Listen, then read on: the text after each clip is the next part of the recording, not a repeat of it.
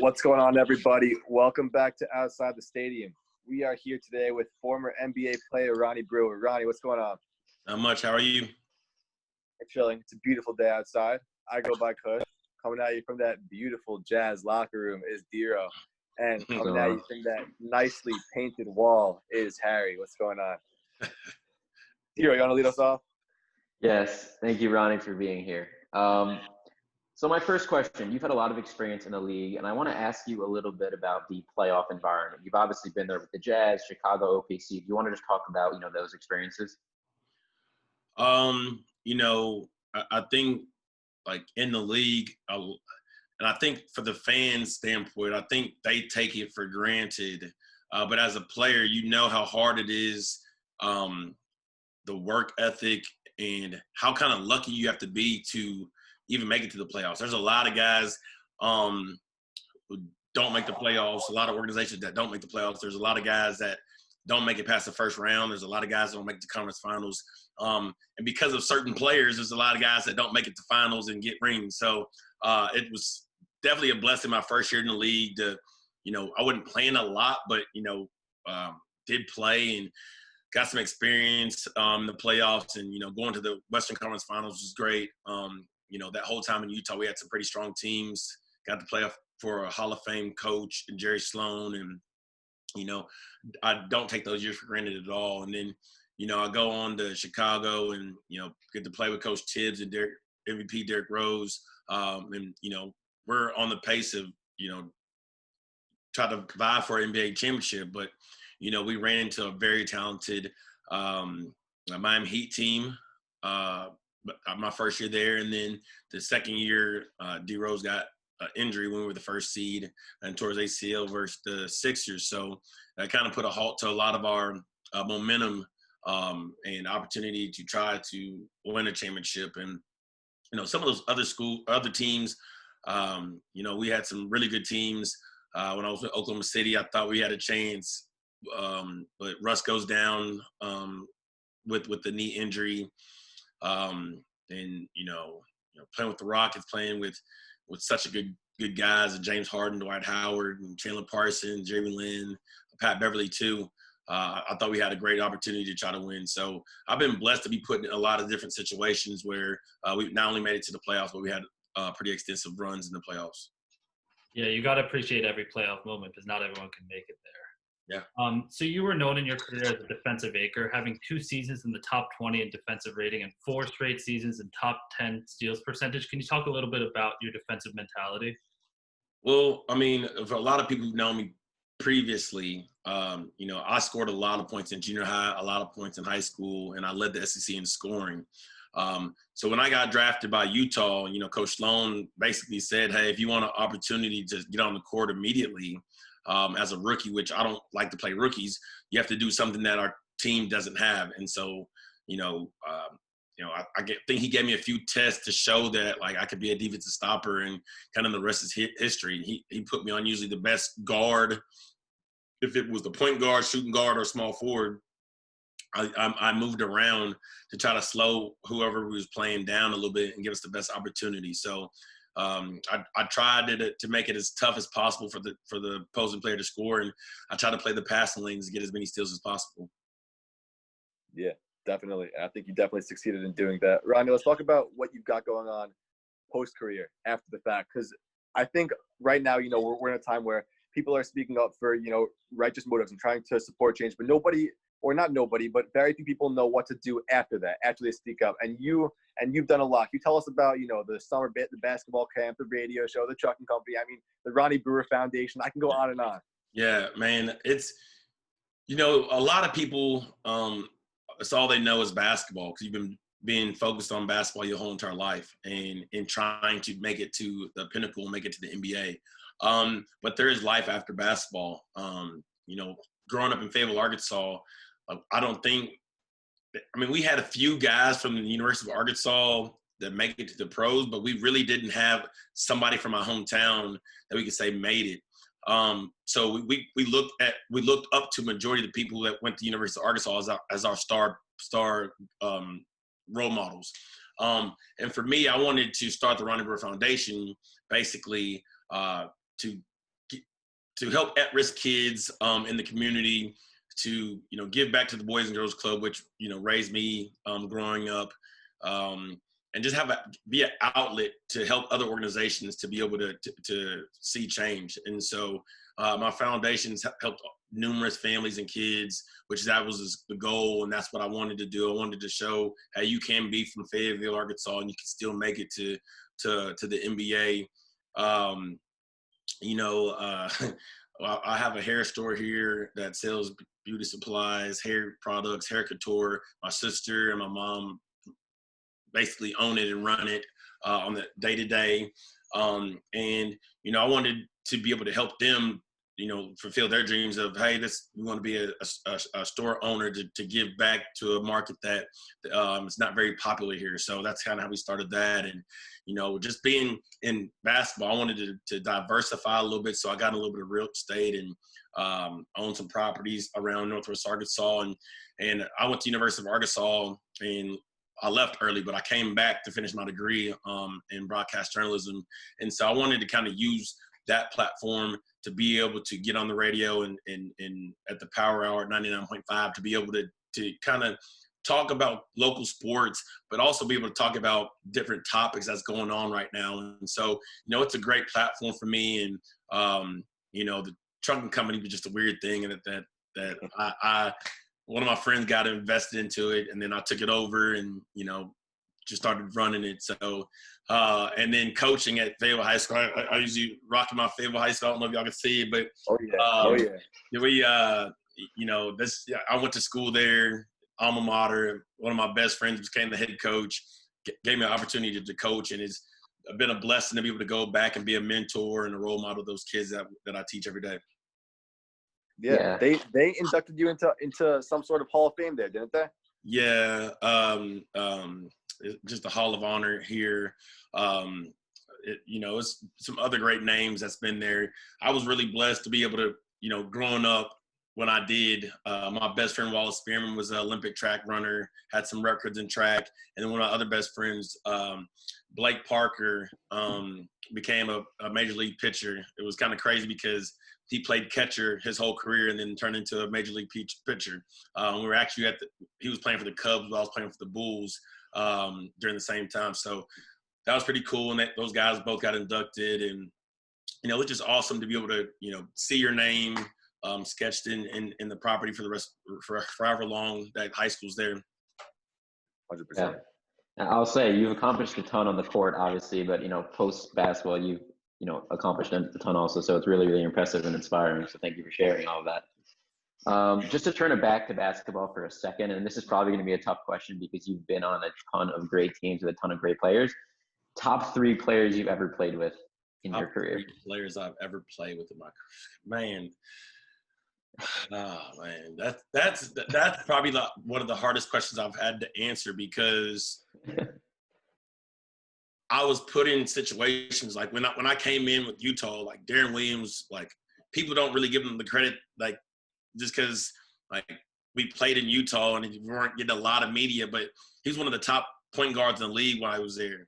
And then I get to go and I got traded and I got to go to Memphis, and a young Marc Gasol and a young Zach Randolph and a young Mike Conley. Like those dudes, like people don't give those guys the credit that they deserve. And I go into Chicago. Yeah, I go to Chicago and, I play with MVP Derrick Rose. A lot of people don't give him the credit because he got hurt. And they're like, oh, man, what if? But, in all honesty, probably Derrick Rose's MVP season it's tough. Probably Kevin Durant, maybe James Harden or Melo. I don't. That's a nasty list. It's tough. I don't know. I was able to play with some phenomenal players and play for some phenomenal coaches. Yeah, Westbrook's got to be on there. Yeah, like to me, like Westbrook, like to me was like one of the best guys I played with. But like, when I played on the team with Derrick Rose, he won the MVP. When I played on the team with Kevin Durant, he won the MVP. So, like, I kind of with those guys. I still think, Russ is one of the best point guards to ever do it. It's almost going to be impossible for somebody to average a triple-double consecutive years. So, That was a really tough question to answer. Yeah, no, you did a great job. Thank you. And speaking of phenomenal coaches, I was going to ask, you played with legendary head coach Jerry Sloan. Could you just talk about like how he helped the team and helped you guys achieve great things? It was just unfortunate when he passed away. I don't think the media did a solid enough job to show the relationship between him and Darren Williams, how they mended that and got over their differences. Because, you know, Jerry Sloan kind of made us who we are as professionals in the NBA, kind of showed us the way that we, you know, the way of the ropes. Every day he would always tell people, hey, make sure you bring your lunch pail because like we're going to outwork whoever we play. We're going to run our sets extremely hard and we're going to defend our butts off. And the best compliment you can get from a coach or opposing opponents is how hard they play. And so that's how I approach the game is, you know, a loose ball, I'm diving on the floor. You know, I'm going to try to block out, you know, Yao Ming if he's going for rebound instead of just letting them get it. I'm going to run the lane as hard as I possibly can. And so, you know, Jerry Sloan was great, man. He was tough. I mean, especially my rookie year, but I really enjoyed playing for him. Yeah, definitely. The team gets the mentality from the head coach. Absolutely. Yeah, so I got to ask you another tough question. You know, it's another thing that we've all been talking about for a while. MJ or LeBron, who's the GOAT? I don't know. I think, in my opinion, I think it's Michael Jordan.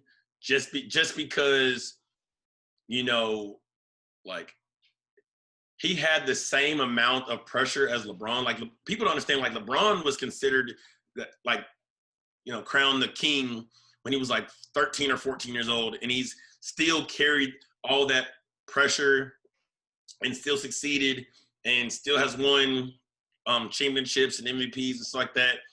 Well, Michael Jordan, after he won the NCAA title, like they basically proclaimed him like Air Jordan, the next greatest thing. Yeah. And he went on to win 6 championships and 6 finals MVPs. Like that's tough to I mean, with all that weight on your shoulders. So in my opinion, I think it's Jordan. I think the best overall skill set wise is going to be LeBron because he rebounds at a higher level than a lot of people, and he's able to assist on a lot of points. And he's a kind of a freak of nature with his stature, how fast and athletic he is. For sure. Well said. And I'm going to add on to this conversation a little bit because you actually, in 2008, you were playing against and guarding Kobe Bryant in the playoffs. Mm-hmm. You want to talk about, you know, what that was like and talk a little bit about Kobe? Man, it's crazy because when people like talk in comparison, well, what do you think? Who's the best, like Michael Jordan or Kobe or LeBron? I'm like, man, y'all have to understand and really be a student of the game and really look at tape. Kobe Bryant first came in, you know, he was a young 18-year-old kid with phenomenal athleticism. He was dunking on people left and right, you know, scoring at will. Getting double team, triple team. As he progressed in his career, like Kobe, like his game progressed. Instead of being that younger 18-year-old dunking 8 times a game, he was posting up, shimmy shaking, fadeaways like Jordan. He was, you know, posting up at the high post. He was coming off pick and rolls. He was basically dissecting you due to his athletic ability.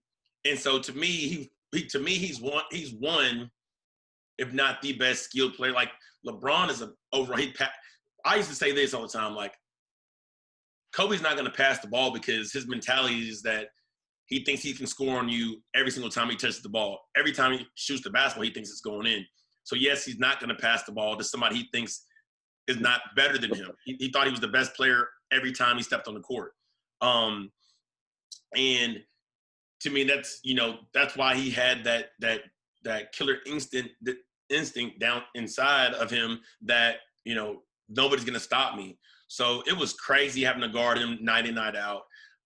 We had to play them a lot in Utah. Usually didn't go fairly that well because it usually was a one-on-one matchup. Couldn't really help off him to, you know, go help the post at Bynum and Gasol and Lamar Odom. So they had a really good team. And just to be able to watch film on all the things that I have to try to stop was a headache. But I think it showed his body of work of his skill set. I think you did a pretty good job, like considering it's Kobe Bryant. You guarded him pretty well. Well, I always tell when I see highlights on like NBA TV or Hardwood Classic or something like that, I always like if I'm around people and they'll be like, "Oh, Ron, that's you." I'm like, "Yeah." And I always say, "Well, at least I wasn't the guy that got 81 points scored on." Yeah, yes, sir. So that's kind of my claim to fame is like, hey, I did the best I could and I try to make him work for every shot, but I held him under 81 points. Yeah, absolutely. So us three are from New York, and I wanted to know what it was like to play in MSG for the Knicks. Man, it was great. You know, the fans are the fans are great. Like when you're winning, but you lose a game or two, and they're like, the world is ending. Like, how did y'all lose a game or two? And it's like, you know, this team might have hit a couple shots here and there. You might have got cold, and you know, that's why I thought it was so special being able to play with Melo. I mean, we had Jake Kidd and Raymond Felton and Amari and Shump and J.R. Smith and Kurt Thomas and Marcus Camby, and you can go down the list of all these phenomenal vets that we had. Steve Novak, that was great. Chris Copeland. Every time we lost, Melo took it on himself personally to be like, hey, like, that was on me. It's like, nah, Melo, you had 40 points. That wasn't on you. It was on us. We didn't carry our weight. But he was a great teammate. The fans were great. Like, Madison Square Garden is just – I think it's because of the history around the building, the history of it being the Mecca, the fan support that comes out and shows when you got it rolling is great. And it makes it kind of a magical atmosphere. So I enjoyed it, and especially when we were winning. Yeah, 100%. I gotta take this time to show some love to Melo. I think people don't respect Carmelo Anthony enough and give him way too much hate. We love you, Melo. You were not treated right by whoever did you wrong, man. You should be in there. I really hope they bring Melo back. I mean, I know he's with Portland right now, and you know a lot of people counted him out when he was in Houston. Like he was the reason why Houston wasn't winning, and you know, not to say that he was like not going to be a good role player, but you know, he's doing a phenomenal job at Portland. It's showing everybody that he still has a little gas left in his tank. And, you know, it would be awesome if the Knicks management brought him back and, you know, he could play with some of those young guys and win some games.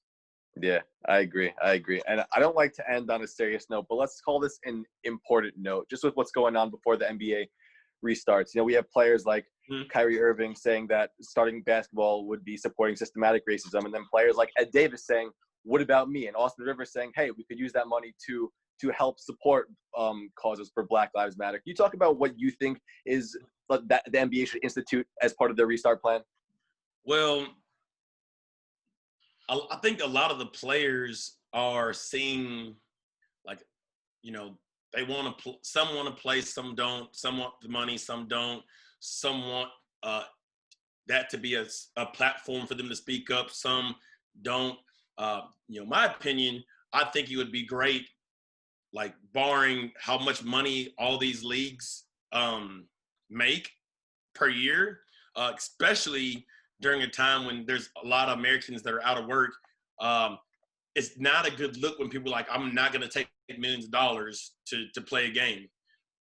What they should do is maybe those leagues donate some of that money to a cause and build a platform where they can speak out on Black Lives Matter and have a symposium or a forum where they can come and speak about it. Because a lot of times, like a lot of people just don't know the right questions to ask or the appropriate questions to ask or what you're supposed to do going forward. Just because it's an uncomfortable situation sometimes. And so I can see everybody's opinions, and I don't think it's necessarily the right or wrong opinion, whatever person comes out. But I do think that you do need to have these serious conversations to what's going to happen next. I don't think it's super safe to start the NBA back because COVID-19 is still it's still here and they're still trying to figure out. A lot of people were like, oh, it's not that serious with the flu. Well, with that being said, the flu is still serious. We still have you still have to go get flu shots and you still have to have vaccinations and stuff like that. It's not like oh, the flu's not that bad. We don't stop the world from the flu. No, we did have a problem with the flu, and we did go out to find a flu vaccination, and we do want some people to get shots and want you to be healthy. So why not, and I know that people want the economy to come back, and everybody wants to go back to their normal life. But at the same time, if you don't recognize and realize that there are African Americans who are unarmed getting killed in America, and like I always use the scenario, if the fire department's called and they come into your neighborhood and it's a call of a burning building or burning house. The neighborhood I live in, all the houses are nice. The fire truck's not going to spray all the houses. Does that mean that the people didn't work hard for the house, or the house is not valuable, or that house doesn't matter? No, yes, they pay insurance a lot. They pay the mortgage. It matters to them. But you should focus on the burning house, because that's the problem that's going on right now. Right now, Black lives are in danger, and African Americans are trying to speak out and just realize, hey, we're trying to tell everybody this is going on. It's like this situation is not new. Like it's like you can go look back and see that unarmed African American died last year, and the year before that, and the year before that, and the year. But am I saying that there wasn't Hispanics or white people or Asian people? That happened to them too, but not at the same rate as it is with African Americans. So that's all I think they're saying, and I think a lot of people are like misunderstanding the situation when people were kneeling for the pledge, like for the national anthem. It wasn't to disrespect the flag. It was to try to bring awareness to social injustice. Yeah, definitely well said. Yeah, Ronnie, that was really well said. And I mean, you were extremely impressive on the court, and I have to say you're extremely impressive off the court. We and really on the mic, and on the mic. Thank you. And it seems like everything you do is extremely impressive. But thank you so much for taking the time to speak with us. This was unbelievable, and obviously we hope to keep in touch with you and speak to you soon. And I really appreciate y'all, man. I appreciate y'all giving me this platform.